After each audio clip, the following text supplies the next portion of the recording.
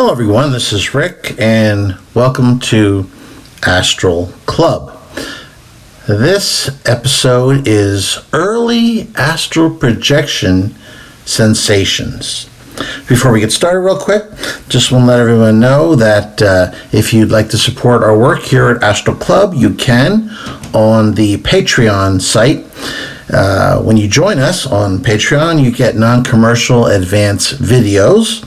You get them on Sunday, both of them. And of course, we can talk back and forth through Patreon very easily. And if you're interested, there will be a link in the description. Next up, if you're interested in learning to astral project, I am offering lessons. You learn everything about astral projection, the rules of the road, techniques, remove any fears or blockages, and there's a number of techniques that we will practice and that you can use and very easily integrate into your daytime routine without using a lot of extra time, because after all, most of us have very little extra time nowadays. And if you're interested, there will be an email to contact me for more information on those astral projection lessons in the description. Early astral projection sensations. These are things that you'll observe early in the pre and post astral projection process. I get questions about many of these observations on a daily and certainly a weekly basis. And everyone observes slightly different versions of what I'm going to talk about. And usually, if they're new to astral projection, they're a little bit concerned. Is this normal? Is this going to be a problem? And so I have to answer it and reassure them. So I'm hoping that this video will help to cover some of the concerns that people have when they observe some of these strange things that occur right before and right after the astral projection process begins. First up, and probably the most popular sensation, is the vibratory phase, vibrations. What does that feel like? If you've ever had the sensation of electricity going through your body, I remember once as a kid, I briefly stuck my finger in an electric socket, and I'll never forget that feeling. Now, that was painful. However, the vibrational state isn't painful, but it does feel like there is an active electrical field that is going on through your body. The reason for this is the vibratory rate of your astral self is increasing in preparation to leave the physical body. Everything in reality has a vibrational rate. Different realities have different vibrational rates. Our physical eyes, our astral eyes, are geared to perceive various vibrational rates and ranges, which is why the average human can't see people in the astral, for instance, or people in the lower astral can't perceive people who are in the higher astral planes, because it's outside of their field of vision. So the vibrations, it's just your physical body's way of trying to convey through your physical brain what it's perceiving. And it doesn't quite have the language to properly explain your astral body's vibratory rate increasing. So it channels it in the best way that it can. And that is with this feeling of electricity going through your body, which we call the vibratory rate, or the vibratory state, vibrations. Is it normal? Most definitely. It's one of the most commonly observed states that occur prior to astral projection. And I've certainly observed it myself numerous times. Not so much anymore. I usually just skip that whole state and go right to the projection. But it certainly is common. Next up, and this is a very curious sensation, and I've had it happen to me a couple of times within the last number of years, is it feels like the bed's hopping up and down. Now that can be a very disconcerting observation or state, especially if you live in the state of California, because the first thing that might occur to you is there an earthquake going on? It's literally that type of level, and it feels like the bed is hopping up and down. Of course, the bed is not actually moving. What's happening is the astral body is bouncing in and out of coincidence with the physical body. So here we are again. The physical brain is trying its best to interpret what bizarre phenomena is currently occurring. And the best way it knows to convey this astral body going in and out of coincidence with the physical is to assume that what's happening is that the bed is moving, not you.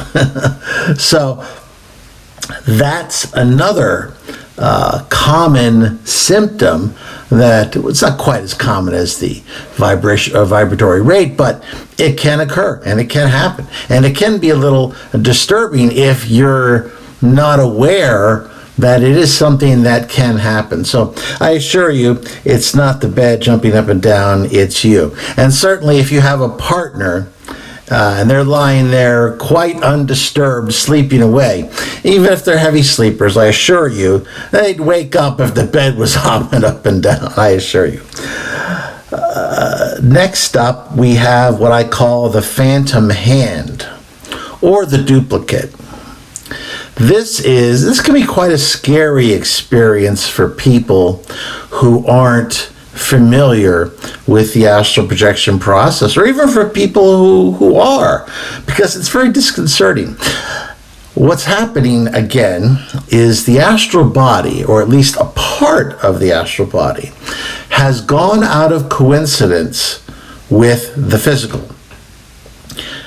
So your physical brain senses where your physical hands are, but it's feeling a phantom hand, a third one, if you will, in another place. So what does it assume? Well, it assumes that that hand is a phantom or an alien hand, because your brain knows perfectly well you only have two hands. So if it knows where the two hands are and a third one is felt, then it interprets that third hand as coming from an outside source. And that can be very scary, because when this happens is right before the astral projection state, which means your body is asleep, mind awake, body asleep, so the body is in that paralyzed state.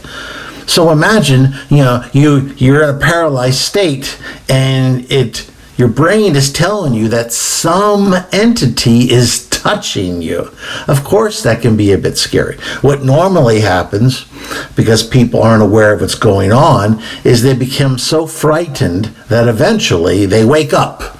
And when they wake up, of course, there's nothing there.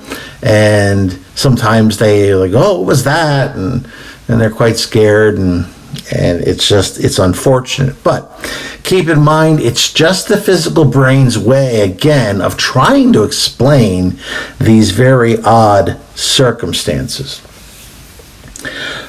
When I would astral project as a kid, I think I would project in a slower way. So I would spend more time leaving the physical, going through the electromagnetic area to the lower astral. And I would quite often pick up radio stations. I would hear radio music, which at first I thought that perhaps someone was playing music somewhere, and that in the physical, and that while I was doing my astral projection, my physical body was hearing some music that somebody was playing. But it didn't take too long for me to figure out that at 2 a.m. in my neighborhood, was a middle-class neighborhood, nobody was playing music. Everybody was asleep. They all had work in the morning. What was going on is, as I was proceeding through this electromagnetic layer, I was picking up radio stations, hearing music that was being broadcast through the air. And that's what I was hearing. Once again, it's normal, it happens. Related to that or our voices. Now, these voices can come from that EM layer. It could also come from perhaps lower astral voices that you are overhearing, that are being broadcast somewhere else. And now that you're going through into the lower astral, you are hearing some of these voices. They're normally not connected to you directly. They're usually fragmentary, but they can be alarming or disturbing as well, because certainly if it's not something you're expecting, it can certainly be odd. And I know there's a lot of people who have abandoned their projections because they've been alarmed by these various voices. Shadows and shadow men, we've talked about that before. There's a whole video, and if you haven't seen it, it's titled Shadow Men and Demons, and you can certainly go check that one out. It goes into detail about the subject. So all I'm going to do here is just briefly remind people that there is such a thing as shadow men. They are not intelligent. They're basic parasitic beings, not substantially different than the parasites we have here on the physical, like leeches, like mosquitoes. They don't feed on blood, though. They feed on fear. And they're attracted to astral projectors, much like mosquitoes and leeches are attracted to warm mammalian bodies, because they know that's how they can get fed. I don't know the exact process that the shadow men use, but I know it's not magical. I know it's not intelligent any more than mosquitoes or leeches are intelligent. Let's just call it astral evolution. And if you don't feed them with your fear, they will go away, and they are not a threat in any way, shape, or form. Another thing you might observe early on in your projection is feeling very heavy. When you first leave your body, you may be in a low energy state. That is normal. You may have to, and I've done it on a number of occasions in the past, literally crawl out of your immediate bedroom far enough away from your physical body where you can summon the energy to actually stand upright and to leave your home and then have an astral projection. It happens, it occurs.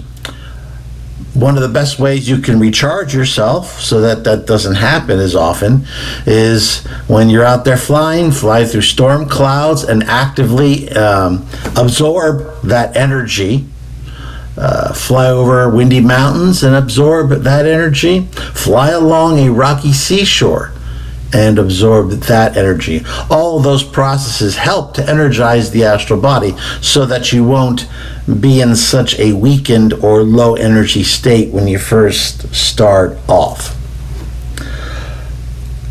Dual sensations can be another very confusing aspect of early astral projections. When you first leave coincidence with the physical body and you're in your astral body and you're very close to the physical body, you may often have dual sensations.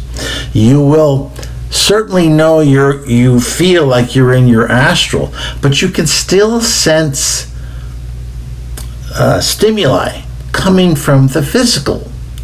If, let's say, you had a window open and gentle cooling breezes are coming through that window, your physical body will feel that, and at that close range, it's very possible that you will observe that as well in the astral body.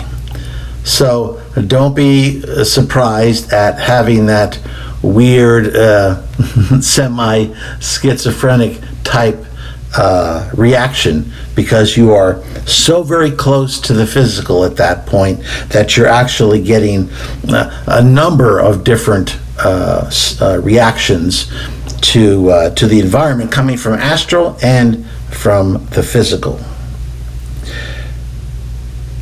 Lastly, I want to talk about senses, though, in general. In the lower astral, we know that quite often those who have passed quickly, suddenly, unexpectedly, feel that they're still alive, and they're quite confused because they're in a very, very low energy state. They're in the lower astral. Their body feels solid to them, and they're wondering why other people are ignoring them. They're very confused. It's also possible, and I don't 100% understand how this works. I have my theory, which I will share with you, and that is, it's still possible to feel some type of physical stimuli when you're in the very low level of the astral. I was reminded of this recently when I projected out of my body, and I appeared, as I do quite often, at my parents' house, which is approximately 800 miles away. And I was leaving their home and going outside, starting to fly away, and it was raining there. I could feel the raindrops. I didn't have a sensation of being wet or uncomfortable, as one might if you're in your physical body and it's raining and now you're soaked. But I did feel the cooling raindrops. And that can be very disconcerting, especially when you're now thinking of yourself as divorced from the physical, and that you shouldn't have these types of sensations. But I think what it might be is, you certainly, everyone on earth knows what it's like to feel raindrops on their skin. It's probably one of the most universal experiences that one has, starting very early in childhood. I think what occurs is that your mind is creating this sensation that it expects to experience. So you're expecting on some level to feel raindrops. You can see them, so you're expecting to feel them, and you do. That's my basic explanation for why that occurs. And I'm certainly interested in your experiences in any of these states that occur during the early parts of astral projection? What sensations have you had? Have you heard music or voices, or felt the bed going up and down, and maybe felt dual sensations or phantom hands? I'd love to hear about it. Please leave them in the questions section. So if you found this video helpful, why don't you hit that like button, share it with those of like minds, subscribe if you haven't already. Questions and comments, as I said, put them down there, because they can always be used in future Q&As as well. And don't forget, we have 2 videos a week, one at Wednesday at 2 p.m. and of course the second at Saturday at 8:15 a.m. in the morning, and we're talking about Eastern Time in the United States. And as always, this is Rick, and I will see you on the astral plane.